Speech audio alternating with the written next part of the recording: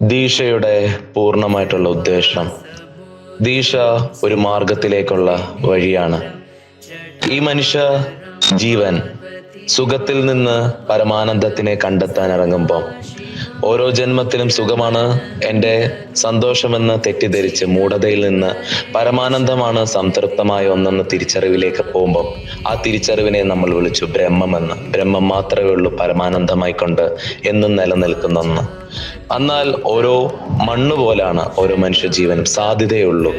ഒരു മണ്ണിൽ ഒന്നും നട്ടിട്ടില്ലെങ്കിൽ ചില വിത്തിട്ട് കഴിഞ്ഞാൽ അതിലും സാധ്യതയുണ്ട് അത് വളരുവാൻ. ആ ചേർന്നിരിക്കുന്ന ആ വിത്തിടുവാൻ ആ ബ്രഹ്മമായി ചേർന്നിരിക്കുന്ന ഒരാളാണ് ഗുരു. ഗുരു ഒരു വ്യക്തിയിൽ ദീക്ഷയിലൂടെ നൽകുന്നത് ഒരു വിത്താണ്. ഒരു വിത്തിട്ടാൽ മാത്രമേ നിങ്ങളിൽ ആ പരമാനന്ദ ലഹരി നിങ്ങളിലും അത് മുളയ്ക്കുള്ളൂ. അത് സാധനയിലൂടെ അത് കാലക്രമേണ അതുമായി ആനന്ദമായി നിങ്ങൾ ചേരുകയുമാണ്.